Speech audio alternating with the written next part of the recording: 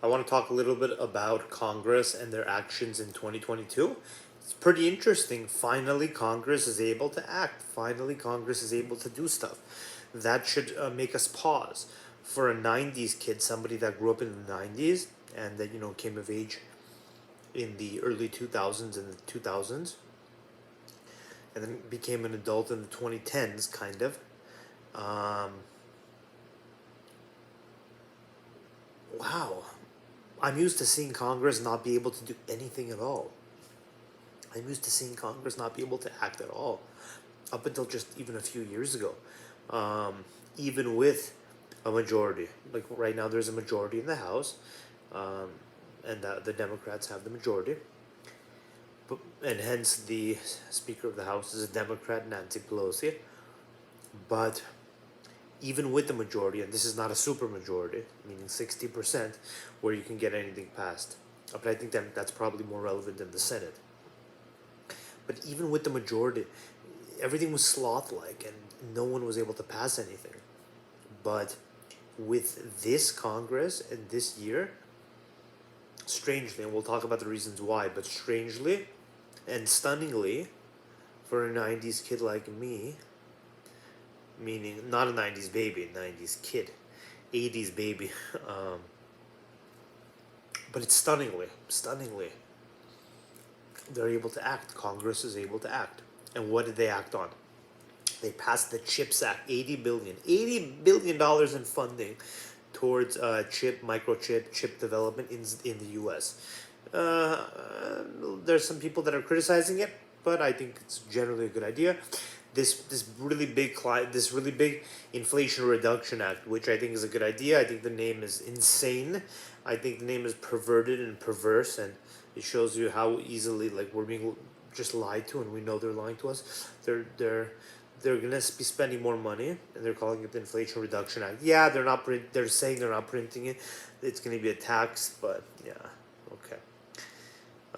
As part of that, the IRS is gonna get a lot more money. They're gonna get a lot more taxes too. Um, what's good for that is also, this is a little bit far out, but there's a benefit for the U.S. dollar. If the IRS say, okay, they're gonna toss like 80 billion towards the IRS, so IRS is gonna be more robust, more modern, more capable in 2030. Let's say far more capable in 2030 than it was in 2010. When in 2010 it looked like in 1990 probably. So IRS is gonna be modernized. So less tax evasion is gonna happen. Less gray area nasty stuff, or just like dark gray area stuff is going to happen, and more people are going to pay taxes more on time, more fairly. More money is going to go to the government. Obviously there's negative aspects to that, but the positive aspect from a U.S. government and U.S. dollar perspective is that will increase demand for the dollar. Right? You need more money for taxes, and the only way you can pay for taxes is through the dollar. That'll increase the demand for the dollar. That's an important way to combat runaway inflation. That's kind of a smart thing to do. To kind of, there's a lot of negatives to it, but there's a smart aspect to it if you want to preserve the dollar. There's going to be more demand from the U.S. citizens to have the dollar to pay their taxes. There's a whole different discussion we could have on the rise of other types of currencies. Look at the currency dynamic in 2022. In 1980, you basically had flat U.S. dollar, and that's it. Now you could pay. Look at all the ways you could pay. You can pay with other currencies. You can go to the store. You can go buy Tesla products on their shop with other currencies, new currencies like Dogecoin. Right? They have a Dogecoin store. Crazy world. You can go buy coffee with Bitcoin and Ethereum, purportedly.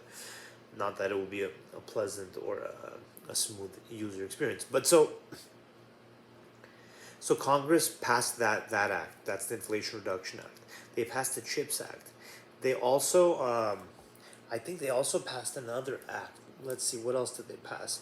The Inflation Reduction Act, that act, and there was another act they passed. There's something else they passed this year. And I think they passed the Veterans Bill, a big veterans funding bill, which I think was very important as well. Congress is acting in 2022. Yeah, it's probably the Democrats freaked out about the November election, but it still seems like I don't know. Something's changing. Something's changing.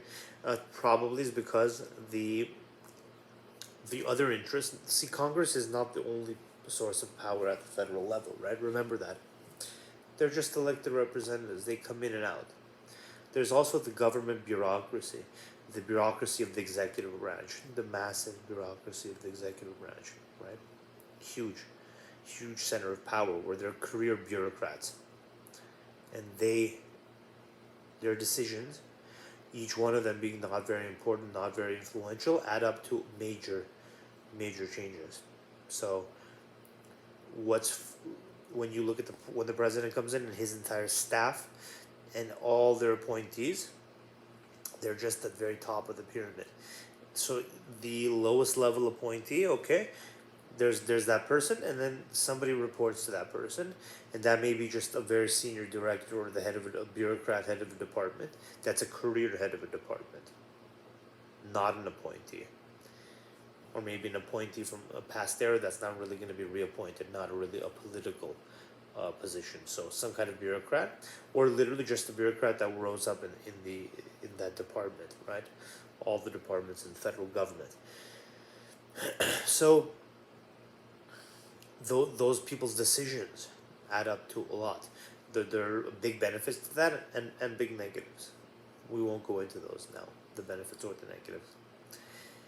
But there's also the media, which is incredibly powerful, and then there's the new media, which is also incredibly powerful, but each one has less power overall. Before, when there was like three big news companies, each one had an enormous share of the pie. Now the pie is bigger.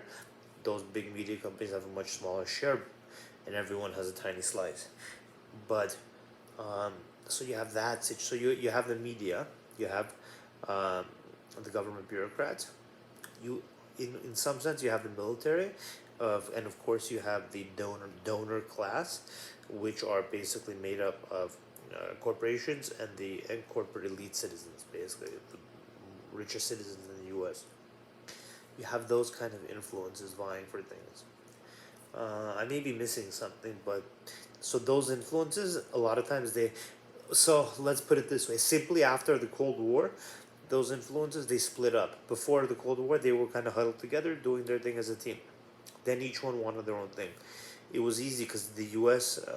was the absolute and unequivocal, the absolute ultimate hegemon on the planet, able to project power across the globe without any rival even coming within even close distance, even the kind of distance where you'd think they could potentially one day be rival. Not even that distance, right? 90s and early 2000s. Now, in the 2020s, we see China's rising. Not yet risen, but rising, and we're getting freaked out by that. But in the past, the U.S. was just the preeminent hegemon, the preeminent economy, and so those interests could, what were they going to do? They were thinking short term. There was a lot of short termism, unpleasantness. Our leaders failed us in many ways over the last 3 decades. Our leaders failed us quite a bit by thinking about themselves. Some of our institutions failed us. Some of our institutions saved us, but let's not go down that path. But a lot of our leaders did fail us over the last few decades by thinking super short term. That's why. If they thought long term over these last 3 decades, the U.S. could have a 500 million population, a GDP per capita of 150,000 per person, maybe a 200,000 per person GDP per capita, highest in the world, be all green, all good, everyone would be proud. But instead we are where we are, okay? That's the importance of leadership, right? John F. Kennedy said, let's go to the moon. 10 years later, went to the moon. Early 90s to early 2000s, that 30-year gap, imagine every house could have a solar panel. The entire country could be green. We could have had a completely different immigration policy, completely different border policy. We would be an enormous, vibrant nation. But instead, we're just waking up now from the 30-year slumber. So I think our leadership did fail us. But so now, our leadership meaning the leaders of those factions in the U.S. that have power. Now, with China rising up and the world different, we're not going to go into how it's different, but it's different. those powers in the U.S. thankfully are at the same table again, and they're like, okay, we fucked up. These last 3 years we fucked around. All right, let's get together again. Let's focus again. And that's why you see the Democrats currently doing everything exactly the same as the Republicans did under Trump. That's why the executive branch of the U.S., the president of the U.S., Biden, looks exactly like Trump, acts exactly like Trump, doubles down on every Trump policy, including the border policy, including the expulsion policy, where they expel people coming to the border, including the policy on China and the Asia Pacific. Biden is an absolute maniac when it comes to Asia. I'm impressed. He's tough. He's tough or tougher than Trump. So Biden's not a joke. So you see a deep alignment between the parties at the most important things. At the stupid things where they just speak and no actions taken, yeah, there's differences. But at the most important national interest, there's alignment. And that's a good thing. And you see that with Congress as well. The underlying, also the congressional parliamentary office has some power. That office as well has some power. So you see overall the alignment of things pushing Congress to to be in a more favorable environment. There's a lot of other interests. Lobbyists have power, but I would call them the donor class, the influence class. So you see them kind of aligning and allowing almost. You could write a story saying allowing Congress to pass something in the national interest. You're saying Congress, okay, here do this, pass this, and Congress did it. And Congress did it, and that's a beneficial thing.